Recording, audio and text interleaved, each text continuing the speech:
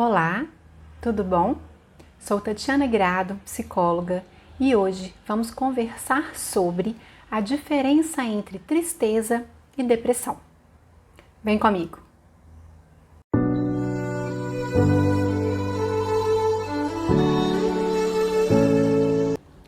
Então, tristeza é um estado de humor afetivo. É um sentimento normal, natural, que normalmente não afeta a nossa produtividade. Geralmente, ela é causada por acontecimentos do nosso dia a dia que são desagradáveis, que acontecem sem que nós estejamos esperando e que tragam para nós uma sensação negativa. Por exemplo, quando nós perdemos um emprego, quando temos um pequeno acidente de trânsito, quando perdemos algum objeto de que muito gostamos, tudo isso gera em nós um sentimento de tristeza. Ela então é um sentimento que é momentâneo, que com o passar dos dias ela vai perdendo a intensidade até chegar ao ponto de que ela não nos incomoda mais, de que ela não tem mais uma prevalência dentro da nossa rotina. Ao contrário, quando falamos de depressão, estamos falando de um transtorno chamado transtorno depressivo maior. Ela então é uma doença psiquiátrica que exige tratamentos e diagnóstico específico para que a gente possa então estar saindo deste processo.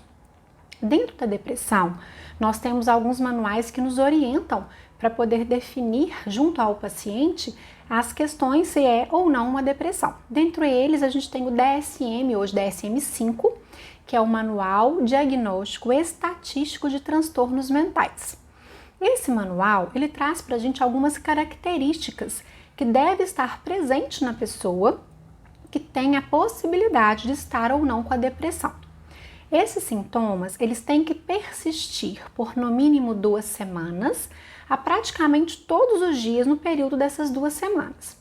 E dentro dos 9 critérios que o DSM coloca, tem que estar presente pelo menos 5 deles. E dentro destes, os 2 primeiros, um ou o 2, obrigatoriamente tem que estar presente na vida da pessoa. Vamos lá, quais sintomas seriam estes? O primeiro deles é o humor deprimido na maior parte do dia. O segundo é a diminuição do interesse ou a perda do interesse em quase todas as atividades que aquela pessoa desempenhava.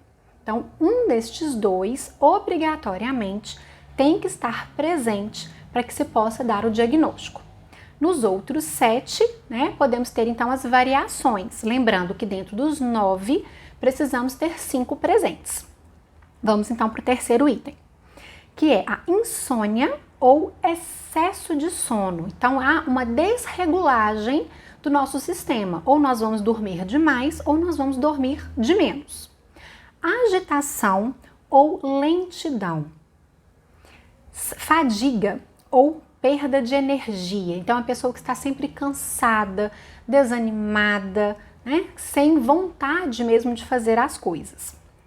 O próximo é a dificuldade de se concentrar, pensar, tomar decisões. Então, a pessoa fica um pouco aérea dentro deste processo.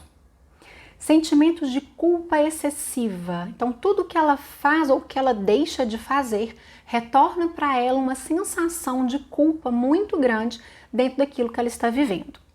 E o último é a perda ou ganho excessivo, desproporcional de peso num curto espaço de tempo. Então, dentro de todos estes, precisamos ter então a prevalência de 5 itens para que então possa ser diagnosticado um transtorno depressivo maior. Caso a pessoa tenha realmente a depressão, o tratamento ele tem que ser feito através de psiquiatras com as medicações específicas e o apoio da psicoterapia. É a melhor forma de se tratar os processos depressivos. São os auxílios, tanto da medicação quanto da psicoterapia. E aí, o que é importante então a gente pensar? Que às vezes as pessoas dizem, fulano tá triste e começa a dizer então que essa tristeza já é uma depressão. Nós não podemos igualar tristeza e depressão. Apesar de que a pessoa deprimida, ela tem esse humor mais para baixo, ou seja, ela tem uma tristeza. Então, a tristeza, ela está presente na depressão, mas não quer dizer que toda pessoa que está triste, ela está deprimida.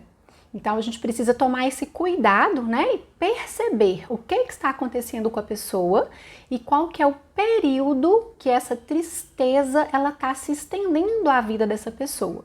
E a segunda coisa, além do tempo de permanência da sensação, é o prejuízo que aquele sentimento está causando na vida da pessoa.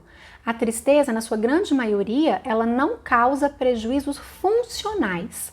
A depressão, por outro lado, ela vai trazer prejuízos funcionais, porque ela vai afetar a pessoa tanto no lado emocional quanto no lado físico.